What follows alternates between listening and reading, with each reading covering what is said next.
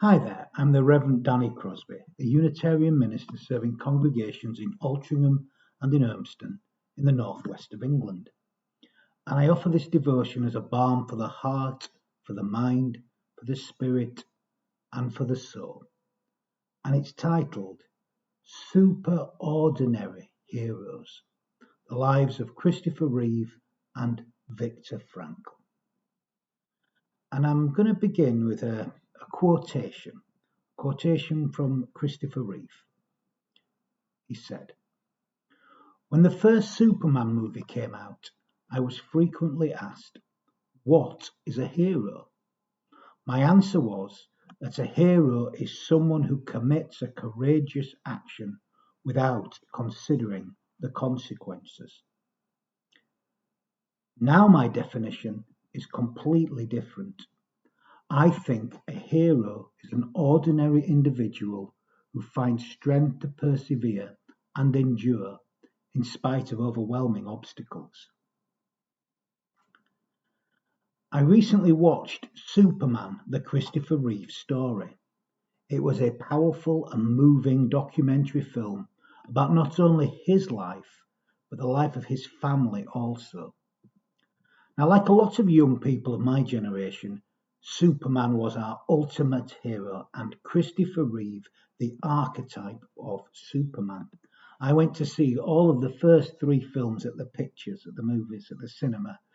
Just like a lot of young people today, I marvelled at such features and such feats and wanted to be a superhero or a Superman. And Christopher Reeve seemed to be the perfect image of the Superman, the Ubermensch, I guess, that's spoken about in philosophy. He was the all-American hero and a great success. The Nietzschean idea of the Ubermensch, the Superman, the super, all that we can be. He seemed to be well loved by his contemporaries. He had a lifelong friendship with Robin Williams.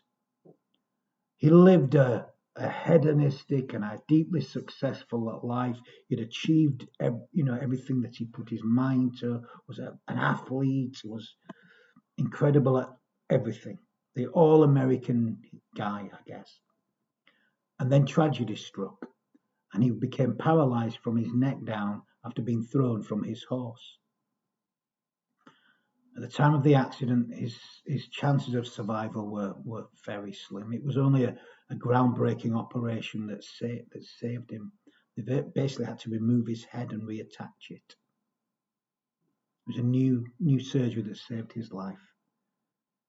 As he lay there, he fell into despair, said to his wife Dana, "Maybe we should just let me go." But Dana persuaded him to give himself 2 years just to let things settle.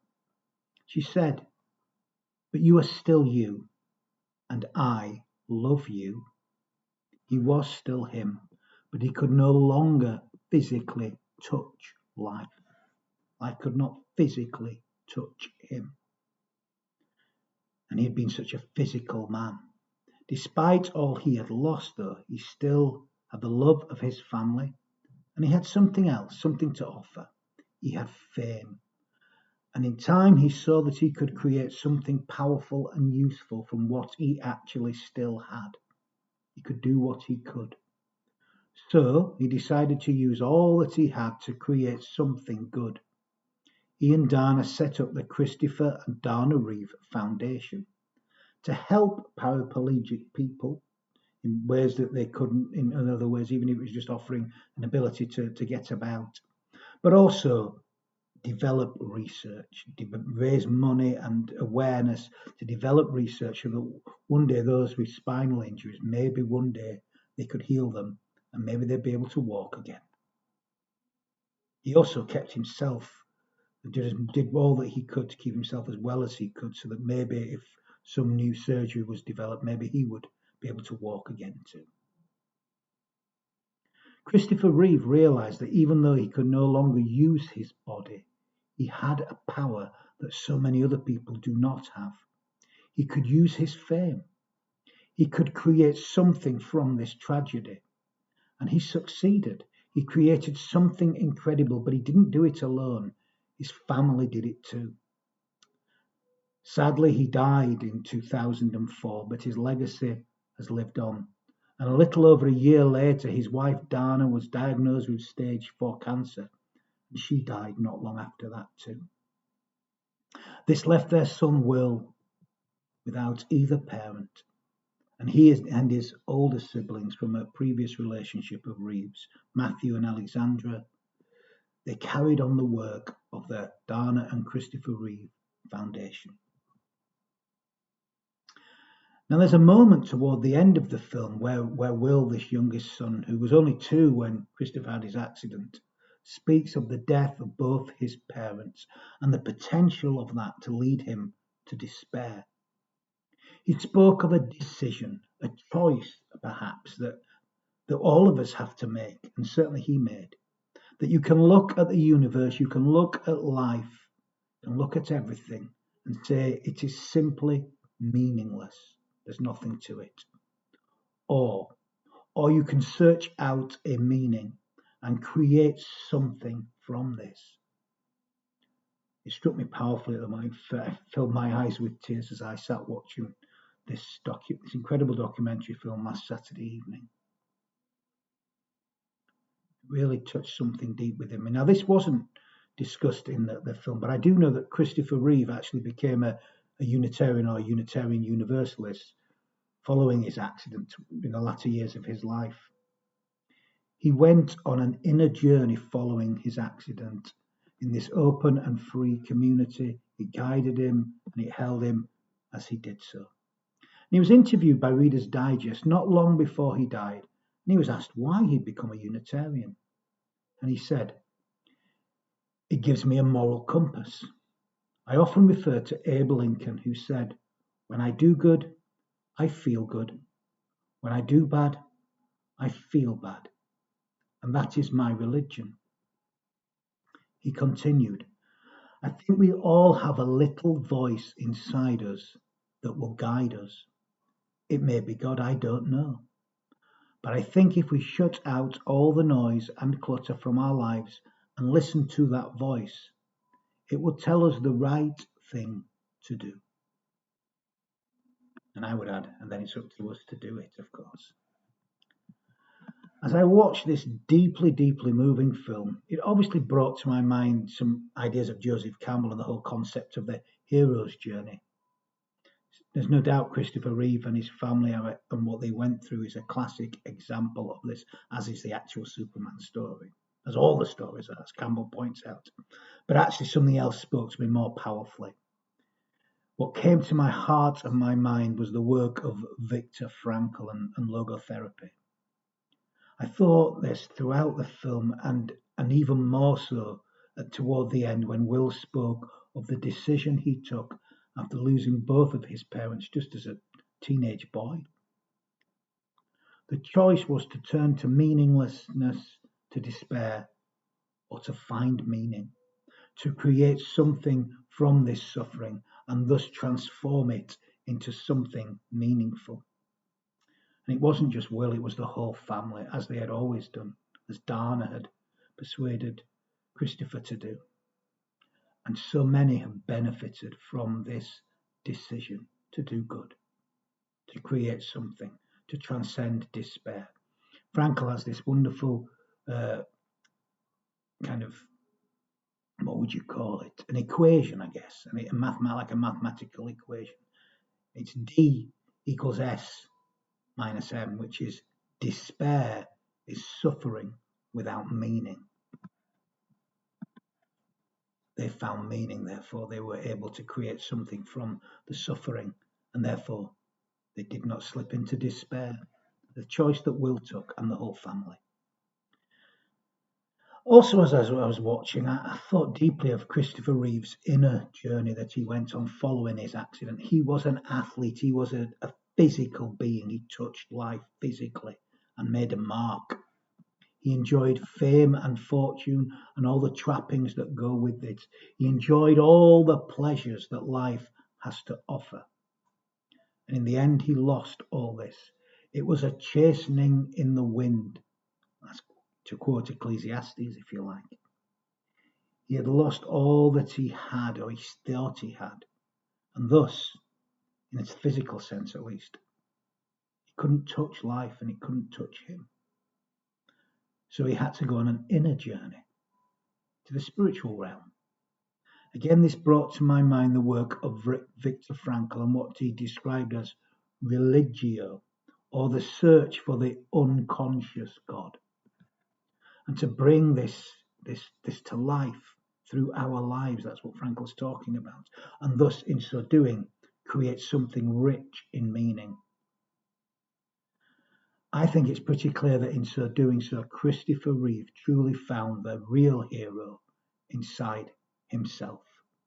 Again, to repeat that quote from the beginning of this devotion. When the first Superman movie came out, I was frequently asked, what is a hero? My answer was that a hero is someone who commits a courageous action without considering the consequences. Now my definition is completely different. I think a hero is an ordinary individual who finds strength to persevere and endure in spite of overwhelming obstacles. And again, Christopher Reeve's story reminded me of a quadriplegic man, a man from Texas actually named Jerry Long, who Viktor Frankl often spoke about in his later interviews. Jerry Long had read Man's Search for Meaning whilst recuperating from an accident that had left him paralysed. But it did not kill his spirit. So he wrote to Frankl and they formed a lifelong friendship. Frankl described Jerry as a living testimony to logotherapy, lived and the defiant power. Logotherapy lived and the defiant power of the human spirit. I'll repeat that quotation. That Jerry was a living testimony to logotherapy lived and the defiant power of the human spirit. Wow. Jerry gained his doctorate in psychotherapy and became a renowned public speaker on it throughout the world. In 1998, he wrote a contribution to a journal issue commemorating the then recently deceased Viktor Frankl. Here is a passage from it. Once after speaking to a large audience, I was asked if I ever felt sad because I could no longer walk. I replied, Professor Frankl can hardly see. I cannot walk at all, and many of you can hardly cope with life. What is crucial to remember is this. We don't need just our eyes, just our legs, or just our minds. All we need are the wings of our souls, and together we can fly.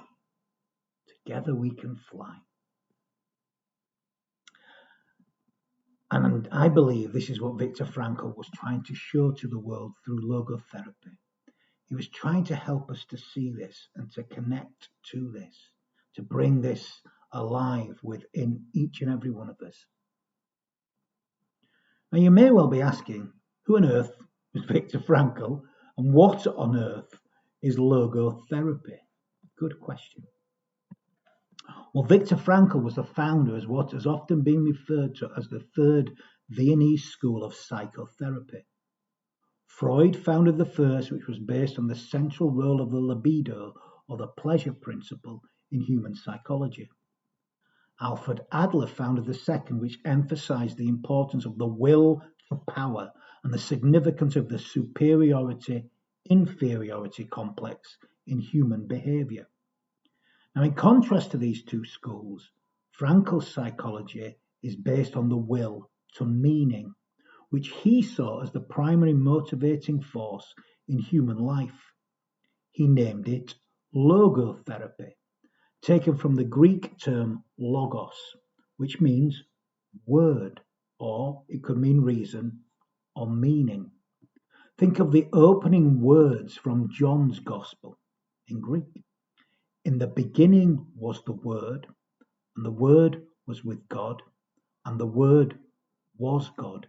Now, the word here in the original text is, of course, logos. So there is an implication that meaning has a transcendent, a spiritual quality, if you like. So when it's translated as word, it's actually meaning. So in the beginning was the meaning, yeah, and the meaning was with God, and the meaning was God. So we bring that religiosity alive within us. The unconscious God, if you like. That's the purpose of logotherapy. Frankl saw a spiritual dimension beyond the biological and the psychological, and he saw the suppression of this as the root cause of our human malady. So therefore, the task of logotherapy was to remind patients of their unconscious religiousness and to uncover the spiritual dimensions of their lives and to enable them to recover the capacity to choose those values which give our lives worth and meaning. Now, of course, this meaning is different for everyone, as Frankl himself said, for the meaning of life differs from man to man, from day to day, and from hour to hour. What matters, therefore, is not the meaning of life in general, but rather the specific meaning of a person's life at any given moment. Frankl claimed that meaning is discovered through creative and worthwhile activities, by creating something beautiful or doing good. You know, I believe it's one of the great sadnesses of our age, the fact that the phrase do-gooder these days has become a term of mockery, that somehow a person who does good should be seen suspiciously. Crazy. Think of the work of the Reeve Foundation. That's doing something good. And yet, sometimes we can be suspicious of that. Sad, really. We're frightened of that meaning, perhaps. Also, Frankl said, meaning could also be found through experiencing and sharing in the beauty of art or nature. Think of walking in the snow recently. My little dog was just loving it. Just gorgeous time in the snow. Or it can be through ethical encounters with others. I think in so many ways that Reeve's family is the embodiment of what Frankl is talking about here, how they created meaning through their endeavours from the most incredible suffering. So Frankl says that even in the most horrific and terrifyingly hopeless situations, we still have the capacity to choose our attitude toward whatever circumstances we are faced with. Will Reeve's example there, classic example of that. It is our response to life's events that shapes our souls, the family again. And of course, remember that Frankl developed his theory during the utter despair and horror of all horrors of the Nazi death camps. Frankl himself said, "Everything can be taken from a man but one thing, the last of the human freedoms, to choose one's attitude in any given set of circumstances. No one can take that from us. Any man, woman, child, anyone." Now, there are those who say that there is no meaning to life, that nothing matters in life, and Will Reeve was faced with that, but he chose the different path. I remember being nihilistic, if you like, at times in my life. I don't see things that way these days.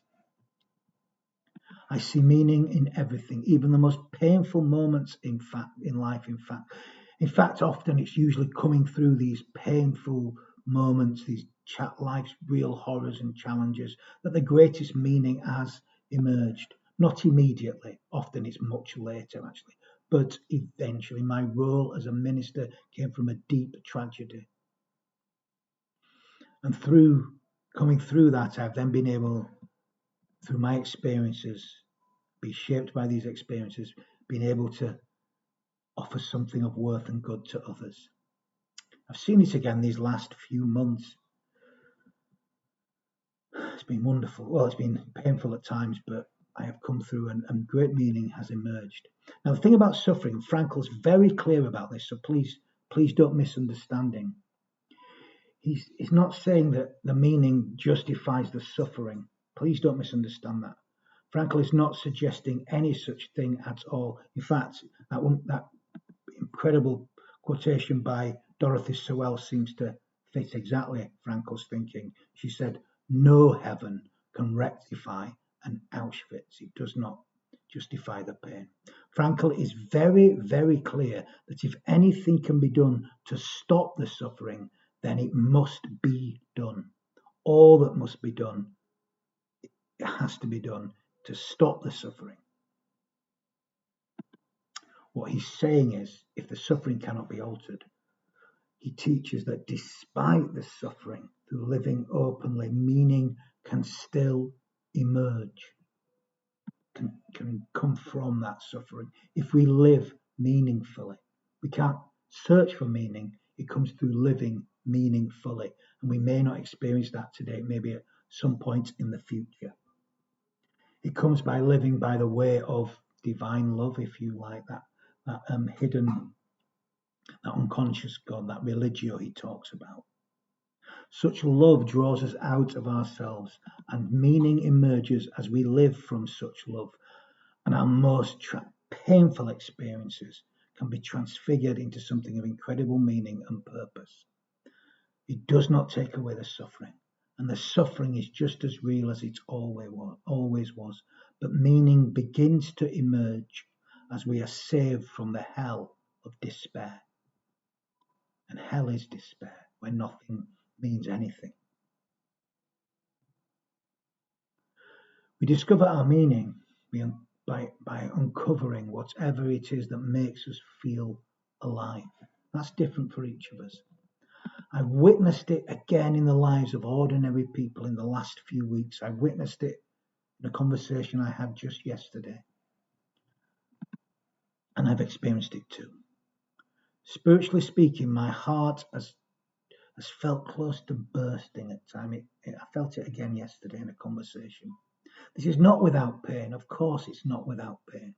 But even in that suffering, meaning has emerged, and I have experienced utter joy and incredible bliss.